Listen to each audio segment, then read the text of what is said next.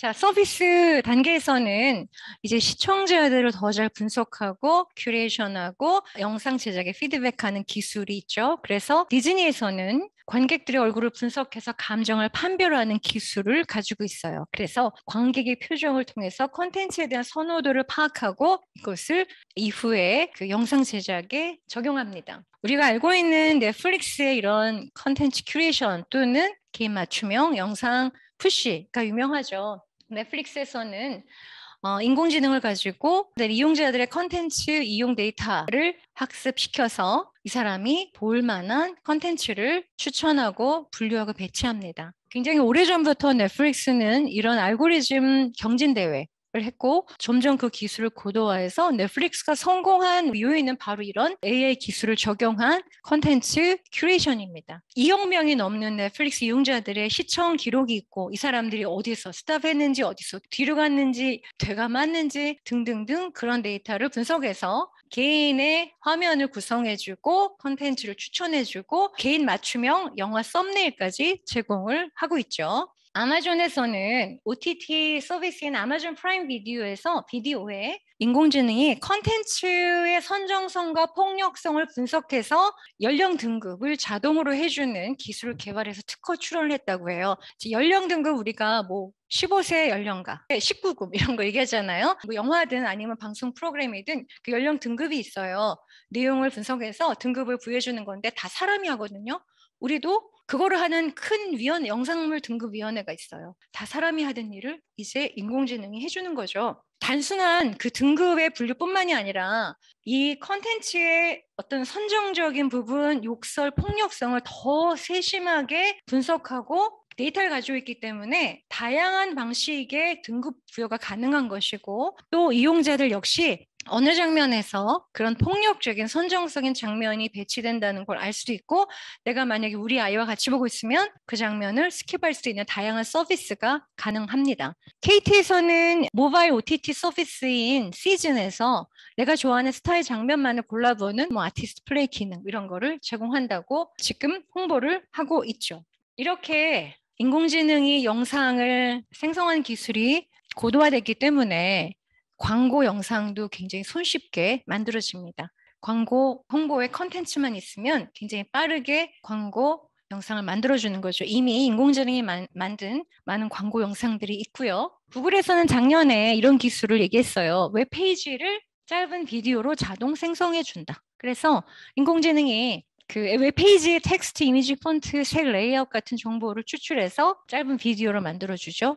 펑펑한 웹페이지가 비디오로 제작이 되는 굉장히 흥미로운 사용자 경험이 되는 겁니다. 이렇게 굉장히 영상을 손쉽게 생성할 수 있다는 거죠. 그 외에도 많은 영상 제작에 적용되는 기술들이 있어요. 여러분도 보시는 거겠지만 자동으로 자막을 생성한다. 그리고 음성 합성으로 AI가 내레이션을 한다. 이미 게임 속에서 AI 내레이션은 아주 많이 나오는 것 같아요. 또 그 영상의 품질을 높이는 작업을 합니다. 흑백 필름을 컬러로 만들고 해상도가 낮은 필름을 업스케일링해서 4K 영상으로 만들고 흔들림을 보정하고 등등등. 즉 굉장히 낮은 비용으로 영상의 품질을 높일 수 있는 인공지능 기술이 아주 많기 때문에 우리가 하던 많은 일들을 적은 비용으로 대체하는 작업이 가능한 거죠. 이 영상을 한번 잠깐 보시죠. 이 영상은 우리 최초의 영화를 더 생생해지고 더 선명해지고 그런 작업들을 내놓고 있어요.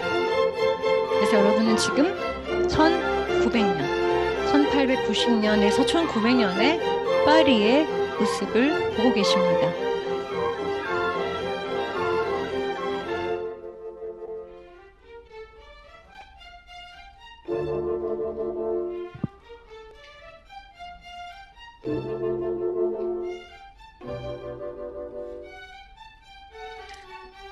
여기까지만 볼까요?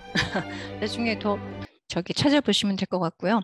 영상에서 어떤 이미지를 채우는 거, 만들어내는 거, 영상에서 어떤 이미지를 지워버리는 거, 그런 것들도 하고 있죠. 그리고 방송사들이 그러다 보니까 이제는 생존을 위해서 그런 AI R&D를 많이 해요. 사실 우리나라의 방송사에서 그런 거를 좀 많이 한다는 얘기는 좀 못 들어봤고요. 우리가 알고 있는 대표적인 방송사가 BBC나 NHK예요. 그 방송사에서는 굉장히 큰 R&D 조직이 있고 당연하게 오래전부터 이 AI에 관련된 어떤 프로덕션, 스마트 프로덕션에 대한 연구는 굉장히 많습니다. 특히 그 NHK 같은 경우는 좀 그 사회적 약자를 위한 그런 서비스를 많이 해요. 그래서 예를 들어 AI 뭐 아나운서 혹은 그런 아바타가 있잖아요. 그러면 시각 장애인을 위한 이 음성 서비스 이런 거를 가장 단순한 뭐 날씨 이런 것만 하다가 실시간 프로그램에서 하는 거예요. 그리고 청각 장애인을 위한 어떤 수화도 그냥 사람들이 다 보고 싶어하는 스포츠 프로그램, 뭐 예능 프로그램까지 다 제공해주는 일들을 하고 있습니다. 우리 방송 드라마에서도 이제 AI를 소재로 썼어요. 이것은 이제 방송사가 이런 AI와 접목된 어떤 작업을 하는 게 아니라 AI를 소재로 드라마를 만들고 우리에게 그걸 알려주고 접목시키는 거죠. 그래서 AI 냉장고가 나왔던 드라마가 있어요. 제발 그 남자 만나지 마요. MBC 에브리원이 만든 건데 여기서 AI 냉장고가 나와요. 여주인공인 송하인 씨는 인공지능 가전제품 개발자예요. 그리고 어떤 남자친구와 결혼을 앞둔 이미 신부예요. 그래서 자기가 만든 AI 냉장고한테 질문을 하고 답변을 막 받아요. 만나서는 안 될 남자, 사회생활을 잘하기 위해서 메뉴 고르는 법 등등 재미있는 그런 영상이 나오는데 어느 날 냉장고가 화재가 났어요. 고장이 나요. 고장이 난 다음에 다시 고쳐진 냉장고에서는 엉뚱한 말을 막 쏟아야 돼요. 개발자가 입력하지 않은 데이터까지 막 나오는 거예요. 남자친구가 어딜 가는지, 카드 내역이 어떻게 되는지, 우리 상사가 뭘 하고 있는지, 남자친구의 메신저에 막 대화 내용. 여기서 그런 게 나와요. 남자친구가 지난 한 달 동안 제일 많이 간 곳은 무슨 호텔, 무슨 가라오케입니다. 뭐 이런 게 나와요. 그래가지고 굉장히 뭐 충격을 받는 거죠. 자, 개발자가 입력하지 않은 데이터까지 다 이제 센싱이 됐나 보죠. 나와요. 그러니까 AI가 갖는 어떤 그 부작용까지 일러주는 그런 드라마였어요. 올해 초에 그 예능 프로그램인데 인공지능과 인간의 대결이라는 SBS 어떤 그 파일럿이 있었어요. 그래서 모창, 골프, 심리인식, 주식 투자, 오디오 몽타주, 트로트 작곡까지 6가지 종목에서 인간과 AI가 대결을 해서 하는 그런 기획이었어요. 이제 제작자는 재미라는 예능 요소 플러스 우리가 인공지능과 공존해야 되는 그런 세상에 대한 어떤 좀 걸 알려주고 싶었다 뭐 이런 얘기를 하더라고요. 그런데 일단 결과는 인간이 잘했어요. 그러니까 깨진 건 아니에요. 많은 경우 인간이 조금씩 다 이겼어요. 근데 이게 언제까지 갈지는 우리도 모를 일이죠. 자, 이 메타버스라는 게 굉장히 중요한 또 이 미디어 공간이 됐죠. 코로나19 이후에 비대면 사회가 되면서 메타버스의 중요성 내지는 메타버스에서의 우리 생활 또 그 안에서 컨텐츠 제작, 소비, 거래 굉장히 중요한 어떤 산업의 생태계가 만들어졌고 이 메타버스는 더 가상현실이 접목된 미디어 공간으로 역할을 할 거라고 우리는 알고 있죠. 메타버스는 또 다른 버추얼 스페이스이기 때문에 우리가 얘기하는 인공지능, 빅데이터, 클라우드, 5G 이런 기술들이 다 적용이 돼서 발전할 때 메타버스가 우리가 기대하는 가상 공간으로 더 아마 고도화될 겁니다.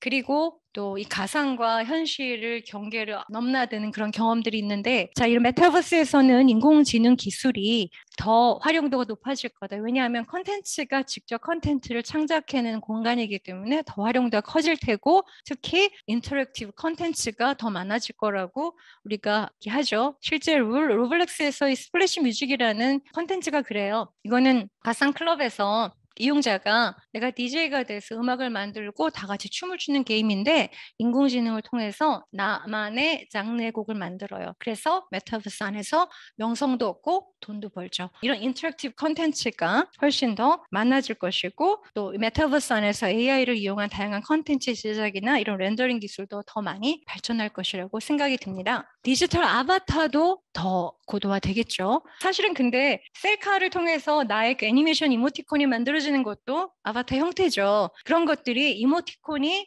자연스럽게 애니메이션 어떤 그 이모티콘으로 만들어지는 디지털 아바타도 많아지고 있고요. 그런 디지털 아바타 역시 영상 분야에서 굉장히 많이 활용이 돼요. 우리 MBN에선가 김주아 아나운서를 아바타 만들어서 정오 뉴스를 하고 있고요. 가상인간인 루시가 홈쇼핑에서 쇼호스트 하고 있습니다. 그리고 버추얼 인플루언서 굉장히 많아요. 버추얼 인플루언서들이 패션 뷰티 이런 거 많은데 돈 많이 벌고 그 사람들은 개인정보 유출 이슈도 없어요. 그리고 심지어는 온라인몰에서 그 상품 후기를 아바타가 허위 작성하는 그런 일들도 있었습니다. 어쨌든 이런 디지털 아바타는 메타버스 공간에서 더 발전하고 굉장히 중요한 존재가 될 거라고 봅니다. 저희가 이제 지금부터는 여러분들과 같이 나누고 싶은 얘기들이에요. 자, 그러면 우리가 인공지능과 인간이 어떻게 공존할 수 있을까? 많은 경우 이렇게 인공지능 기술이 인간이 하던 일을 값싸게 비용 효율적으로 고품질로 만들어낸다면 AI에게 맡기고 인간이 다른 일을 해야겠죠. 그래서 이제 방송사에서도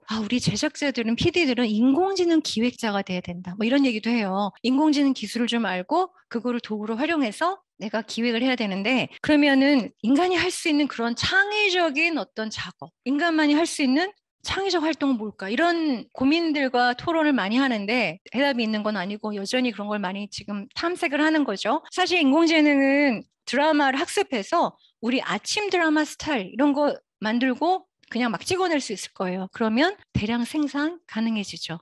그랬을 때 흥행도 예측할 수 있고 손쉽게 만들어서 사람들한테 보일 수 있는 그런데 더 많이 투자가 되면 다른 어떤 새롭거나 실험적인 컨텐츠는 없어지는 거잖아요. 그래서 컨텐츠의 다양성이 떨어진다. 또 반면에 제작의 문턱이 낮아지기 때문에 우리가 더 다양한 시도를 할 수 있다. 뭐 이런 긍정적인 얘기들도 하고 그런 많은 얘기들은 해요. 그런데 그렇다면 우리가 많이 얘기했던 인간이 인간만의 창의성을 발휘할 수 있는 그런 영역이 무엇일까? 이런 고민들 또는 얘기를 많이 해야 되죠. 인간만이 할 수 있는 창의적인 활동 무엇이 될까요? 사실은 창의성이 뭔가를 딥러닝을 연구하는 과학자들은 인공지능도 창의적인 작업을 한다. 이런 주장들을 하긴 해요. 그래서 창의성이 뭐지? 인간이 할 수 있는 다른 일, 창의적인 일 무엇일까에 대한 그런 고민 많이 해야 될 것 같습니다.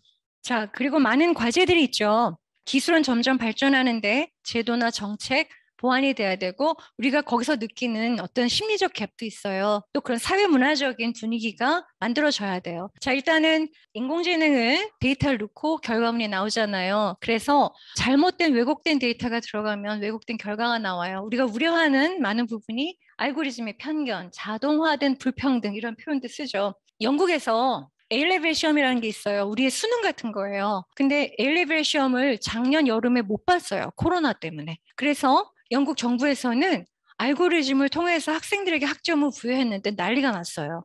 결과적으로 좀 부유한 애들이 많이 가는 사립학교 애들이 공립학교 애들보다 학점이 잘 나온 거예요. 그래서 AI가 준 학점이 가난한 학생을 차별한다라는 이제 그 논쟁이 벌어진 거예요.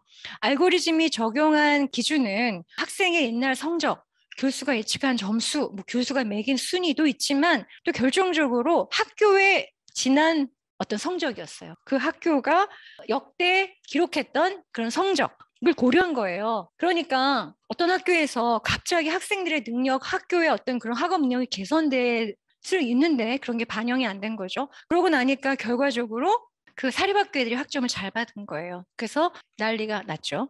특히 이제 이런 불평등은 데이터에서 이미 사회적인 약자인 사람한테 또 더 그런 편향이 확대된다. 불평등이 확대된다고 우리가 우려해요. 그래서 아마존의 AI 채용 시스템은 AI로 사람을 뽑았는데 남녀 성차별이 나왔다는 거예요. 남자들이 지원서에 많이 쓰는 무슨 성취감, 지배 이런 단어들을 AI가 학습해서 결과적으로 채용하는데 남자애들을 더 선호했대요. 그래서 그 채용 시스템을 곧 폐기하기도 했어요. 얼굴 인식 시스템이 이 흑인 여성을 고릴라로 인식했던 건 굉장히 유명한 사례죠. 그리고 챗봇, 테이가 이 성적인 어떤 표현과 묘사 이런 걸 막 챗봇이 바로 그런 걸 학습해서 대화를 해서 바로 없어졌었고 이루다 기억하시죠? 이루다라는 이 친구가 나왔는데 마찬가지로 거기서 이루다에 굉장히 이런 성적인 표현과 묘사가 학습되고 더 나아가서 너무나 혐오, 차별 이런 대화가 이어지면서 이러는 3주 만에 문을 닫고 과징금도 내고 지금 다시 뭐 한다고 해요. 이런 것들이 여성의 어떤 왜곡된 데이터의 편향 확증이겠죠. 그리고 아까 GPT-3를 이용해서 온라인 게임이 나와요. 이거는 보통 플레이의 스토리 라인은 정해져 있는데 이용자가 플레이를 바꿀 수 있는 인터랙티브 게임에 대해서 굉장히 또 관심을 갖게 된 게임이었는데 여기서 플레이어들이 아동의 어떤 성적 학대에 대한 표현을 막 넣는 거예요. 그래서 그게 또 문제가 되기도 했습니다. 두 번째는 가짜 영상이죠. 딥페이크 기술은 우리가 예전에 뭐 오바마 대통령, 트럼프 대통령상, 아이언맨의 탐 크루즈 영상 100만 회가 넘었어요. 탐 크루즈 아니죠. 그런 걸 통해서 많이 알려졌는데 문제는 이런 그 딥페이크를 이용한 포르노 사이트에 피해자들은 당연히 100% 여성이에요. 딥페이크 영상은 남성이 많아요. 그런데 포르노 사이트 여성, 피해는 다 여성인 거고 굉장히 놀랐던 건 우리나라의 K-팝 연예인들이 두 번째로 많은 피해자였어요. 그리고 이제는 그 딥페이크 어플도 많아요. 중국이 만든 딥페이크 플레인가 그 어플이 9월 달에 무료 앱에서 1위를 했거든요. 근데 그거는 어떤 영상을 주고 핸드폰에 있는 내 사진을 넣어서 영상 합성을 하는 거예요. 내 것만 하면 상관없는데 내 핸드폰에 있는 다른 사람 걸 쓰면 초상권 침해가 되고 명예훼손이 되고 그게 음란물 제작으로 가면 디지털 성범죄예요. 그런 게 충분히 가능하고 우리 음성 합성 인식 기술은 보이스피싱의 범죄에 이용되기도 했습니다. 그리고 이런 어떤 딥페이크가 양날의 검이죠. 기술은 우리 많은 부분에서 딥페이크 영상이 활용이 돼요. 역사적인 인물을 재현해서 문화 콘텐츠를 기획하는데도 훌륭한 기술이 되고 고인의 영상을 재현하죠. 우리 김광석 씨가 재현됐었고 그 거북이 그 재현됐었고 그리고 아까 말씀드린 그 나빌레라는 영화의 그것도 영상 합성의 기술이고 무슨 아까 루시 이런 디지털 아바타들도 마찬가지예요. 그런데 이런 것들이 악용이 됐을 때 가져오는 문제점들을 우리가 해결해야 합니다. 개인정보 보호 마찬가지로 이루다는 또 하나 그 개인정보 유출이 카카오톡의 연인들의 대화 100만 건을 동의 없이 가져다가 학습시켜서 이루다를 만들었기 때문에 그 부분이 문제가 됐고요. 아까 냉장고는 개발자가 넣지 않은 데이터까지 다 알아내서 그것을 쏟아내고 있었습니다. 저작권 문제가 있죠. 저거는 고흐의 그 화풍을 재현한 건데 그러면 저런 작품은 누구에게 저작권이 있는가? 고흐에게 있는가? 개발자에게 있는가? AI에게 있는가? 해결되지 않은 문제고요. 2018년에 미국의 인공지능 있는 기업이 AI 나보스라는 발명가를 만들어서 발명 제품을 냈고 특허 출원을 했어요. 우리나라를 비롯한 16개국에 특허 출원을 했는데 그 결과가 좀 나오는데요. 국가마다 달라요. 영국에서는 인정 못한다고 했어요. AI는 사람이 아니기 때문에 특허 그 주체가 되지 못한다고 했는데 호주에서는 반대로 얘기했어요. 우리나라의 특허법에는 그 주체가 사람이어야 된다는 조항이 없다. 따라서 AI도 발명가로 인정한다. 이렇게 서로 다른 지금 결과를 내고 있어요. 이런 문제는 지적재산권을 포함해서 우리나라에서도 법적으로 해결해야 될 문제입니다. 자, 마지막이에요. 말씀드린 대로 코로나를 통해서 우리가 더 큰 온라인 세상을 통해서 다양한 기술의 발전을 목격하고 있어요. 인공지능 이 기술의 발전은 아까 말씀드린 대로 제도가 따라가야 되고 또 인간이 가지고 있는 심리적인 갭도 뭐 극복해야 되고 비용도 싸져야 돼요. 그럴 때 이런 것들이 해결되면 사실 그것을 사용하지 않을 이유가 없기 때문에 어느 순간 어떤 모멘텀 이후에 기하급수적으로 발전합니다. 그래서 이런 기술의 어떤 그 커브를 나이키 곡선이라고 표현해요. 사실 우리가 지금 코로나 때문에 온라인 수업을 하고 있어요. 벌써 10년, 20년 전부터 대학교에서 온라인 수업을 해야 된다라는 얘기는 있었어요. 그런데 실현이 안 됐죠. 코로나를 통해서 바로 한 달도 안 됐어요. 이런 온라인 수업은 그냥 당연한 어떤 현상이 됐습니다. 그래서 이런 기술의 발전은 어떤 모멘텀 이후 정말 기하급수적으로 발전할 텐데요. 인공지능이 그럴 거라고 예측을 해요. 그래서 인공지능이 마치 2010년대 스마트폰과 같다라는 얘기를 해요. 그럼 그때 스마트폰에서 지금 10년 후에는 스마트폰은 그냥 우리의 몸이 됐어요. 내지는 자연스러운 그냥 어떤 도구 내지는 생활이 됐어요. 인공지능이 10년 후면은 그렇게 될 거다. 이렇게 얘기를 하고 어떤 혹자는 인공지능은 전기와 같은 게 될 거다. 이런 얘기까지 해요. 그러면 그것에 앞서서 우리가 어떤 생각을 해야 되는가? 무엇이 필요한가? 인간이 할 일은 무엇인가? 이 주제를 같이 얘기해야겠죠. 그래서 마치 10년 전 스마트폰 시절이라고 생각하고 지금 우리가 인공지능이 왜 필요하지? 무엇을 할 수 있지? 어떤 문제를 해결해 주지? 라는 굉장히 본질적인 문제를 생각해야 된다고 생각해요. 본질적인 문제에 들어가서는 결국은 사람에 대한 파악이거든요. 즉, 그 사용자가, 이용자가 뭘 원하지? 라는 측면에서 제가 10대나 이 MZ세대 니즈와 동기를 알아야 된다는 얘기를 같이 얘기할 과제로 던져요. 굉장히 본질적인 문제, 사람들이 뭐를 필요로 하고 뭘 쓸까, 왜 필요할까, 무슨 문제를 해결해 줄까에서 이제는 그 대상이 저와 같은 세대는 아닌 것 같아요. 저와 같은 올드 세대라고 표현하면 그렇고 예전에 X세대, Y세대 그런 세대는 아니라는 거죠. 이제 메타버스나 온라인에 더 익숙한 뭐 10대 또는 MZ세대가 당연히 주역일 테고 이 사람들에 대해 더 탐구해야 돼요. 뇌과학자들이 이런 말을 하더라고요. 사람들은 태어나서 10년 동안의 기억과 경험으로 나의 이 뉴럴 네트워크가 형성이 된대요. 제가 태어나서 10년은 스마트폰 아니었어요. 지금의 세대는 태어나서부터 스마트폰이에요. 10년이 그 스마트폰이에요. 그럼 굉장히 다른 세대죠. 그들이 생각하는 세상 문제에 필요한 부분들을 발굴해야 된다는 거예요. 이제 저도 해야 될 과제인데 메타버스에서 노는 10대들이 도대체 걔네가 누구지? 뭘 원하지? 걔네는 어떤 니즈가 있지? 라는 게 우리의 과제인데 그런데 이 10대들은 지금 너무나 당연하게 지금 온라인과 오프라인을 넘나들면서 경험을 해요. 재밌게 살고 체험도 하려고 그러고 그 다음에 그들이 가지고 있는 특징은 또 부캐? 아주 그 멀티 페르소나라고 표현하는 다중자를 가지고 생활해요. 그래서 그런 굉장히 중요한 사용자들이 어떤 생각을 할까? 어떤 해결을 원할까? 무엇을 원할까에 대해서 더 많이 탐구하는 기회가 됐으면 좋겠습니다. 감사합니다.